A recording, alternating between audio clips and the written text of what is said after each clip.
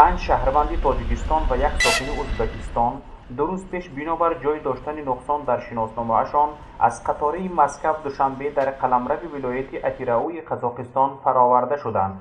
ابراهیم قاسیموف یکی از مسافرانی از سفرمانده نقل کرد که مقامات قزاقستان مهرهای عبوری مرز را که در شناسنامه‌اش سرحدچیان گذاشته‌اند قلبکی خوانده نسبت آنها پروتکل ترتیب داده‌اند.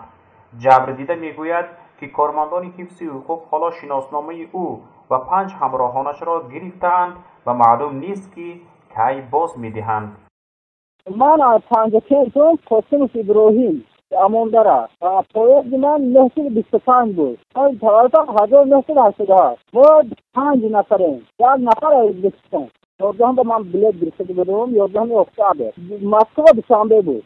از طرف سرسو فراوردم که فارسی گفتم ما همون در روسیه اگه میدونم که کشتیم فارسی و خواهم میدونه که فاصله نکو بسیاران باور کردیم 4000 دادیم و کشتی باید دادن قزاقستان. اگه آور چاش میدونم وقتی کشتی شما و فارسی باید بعد برای پریر میکنم گفته گرفته آورد ما خوب گفتیم چند دور گفتی 3 روز نداریم گفت آخه خواهد کار تاتون آره قانون گفتم شرف میکرده گفتم خواهد شرف کن سرطه گفتم آدم کار منشای مخادم زندگی.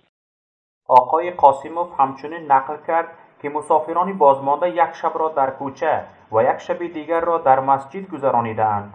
پس از اذیت 2 روزه شهروندان تاجیکستان به دپارتمنت امور داخل دوباره مراجعت کردند، اما رهبر پلیس گفته است که حجت‌ها را تنها پس از به انجام رسانیدن کارهای ساختمانی در منزل زیستش برمیگرداند.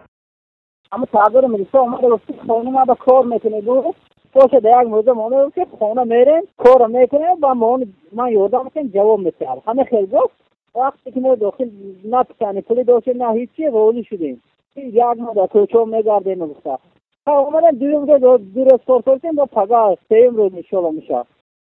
بنابر قضیه شهروندان تاجیکستان به سفارتخانه تاجیکستان در قزاقستان به تکرار زنگ زدیم، اما به زنگ‌های تلفنی کسی جواب نمی‌دهد. حاضر ما در اتیراو سیابلس فرمانگزین سی رایان خیلی گامیوش کنو اونیستا علمه سو دون 5